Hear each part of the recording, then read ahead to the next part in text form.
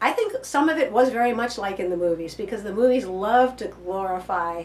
I mean, what more glamorous setting and fun setting for a scene in a movie would there be than some chanteuse on the stage, backed up maybe by a lot of showgirls, or in some big nightclub production number, and a lot of swanky people dressed in white tie and tails. You had places like the Copacabana and the Latin Quarter, which was run by Barbara Walters' father. Lou Walters was a famous impresario. So there were different kinds of nightclubs. There were the places like the Copa and the Latin Quarter, and and a couple other places. There was also El Morocco, which people went to a lot to go dining and dancing. They had usually a big swing band and a Latin band, and the bands would switch off. So there were the big places, and then there were the small. There were all kinds of different nightclubs. I mean, it's a term that's in a way an umbrella term, because there were the showy places. Then there were the very elegant hotel supper club rooms, like the Persian Room at the Plaza, the St. Regis Maisonette. There was the Empire Room at the Waldorf, and a lot of other rooms as well. Then there were these kind of little after-hoursy places.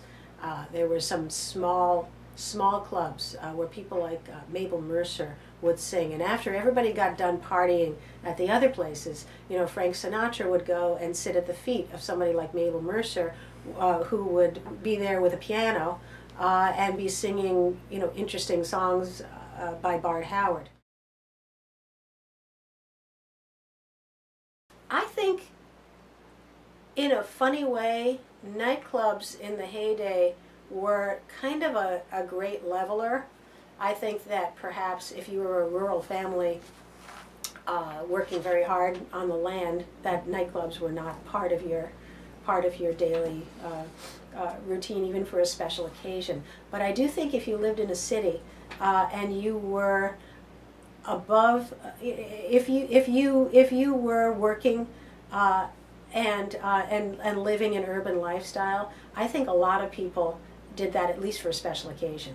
You'd go, it's like, oh, it's somebody's anniversary, darling, let's go dining and dancing and see the show at the Latin Quarter or El Morocco or one of those places. There was a place for it. Or we're going to go entertain these people from out of town. Let's go to a nightclub, we'll be able to see a show. Or we're going to do something else, let's go to this room afterwards and hear some music.